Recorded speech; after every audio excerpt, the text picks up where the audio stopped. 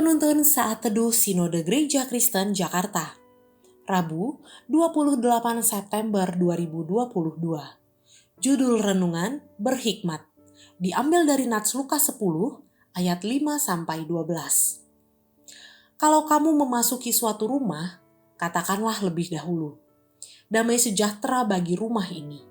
Dan jikalau di situ ada orang yang layak menerima damai sejahtera, maka salammu itu akan tinggal atasnya.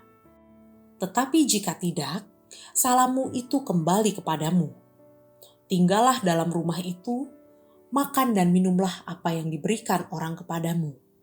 Sebab seorang pekerja patut mendapat upahnya.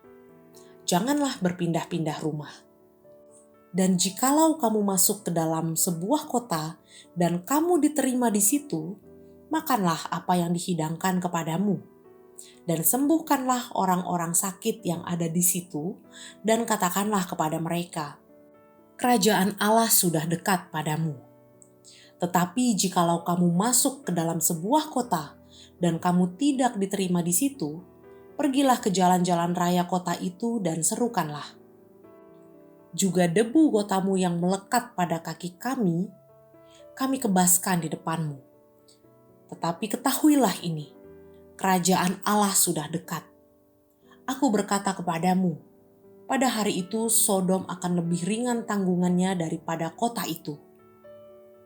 Suatu kali, ada beberapa orang Kristen mendatangi rumah orang yang belum percaya untuk memberitakan Injil. Ketika mereka masuk ke dalam rumah, salah seorang melihat sesuatu yang digantung di pintu masuk dan spontan ia pun berkata bahwa rumah tersebut ada setan. Seketika itu juga mereka diusir pergi oleh tuan rumah. Alih-alih menjadi berkat, malah menjadi batu sandungan. Banyak orang Kristen, karena semangat menginjilinya menggebu-gebu, mereka mengabaikan hikmat dalam berkata-kata.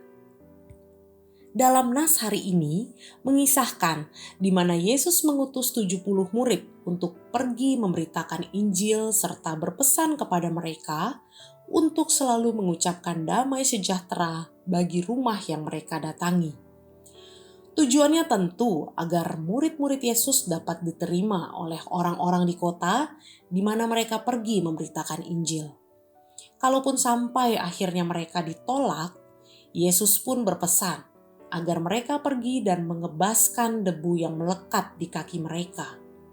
Dengan hikmat, tanpa tendensi memaksakan kepercayaan kepada orang lain. Dalam memberitakan Injil, kita butuh hikmat Tuhan dalam berkata-kata. Karena itu, sebelum pergi menginjil, berdoalah terlebih dahulu, biar Roh Kudus yang menuntun dan memimpin kita kepada mereka yang siap untuk dituai. Tidak perlu menghakimi orang dengan kepercayaan mereka, apalagi berdebat dengan mereka. Jangan pula memaksa orang untuk percaya dengan segera, membawa mereka menerima baptisan air.